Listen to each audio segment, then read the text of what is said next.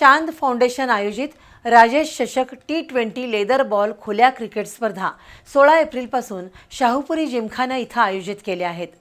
त्याबद्दलची माहिती फाउंडेशनचे अनिल शिंदे आणि आमदार राजेश क्षीरसागर यांनी पत्रकार परिषदेत दिली।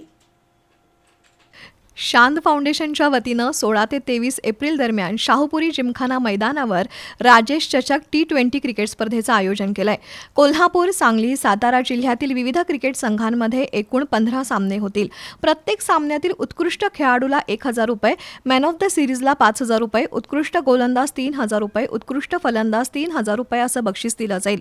तर विजेत्या संघाला 51000 आणि उपविजेत्या संघाला 30000 रुपये आणि चषक देऊन गौरवण्यात येईल। उपांत्य सामन्यातील पराभूत संघांना 5000 रुपयांचं बक्षीस देणार असल्याचं शांत फाउंडेशनचे अनिल शिंदे आणि आमदार राजेश क्षीरसागर यांनी पत्रकार परिषदेत सांगितलं।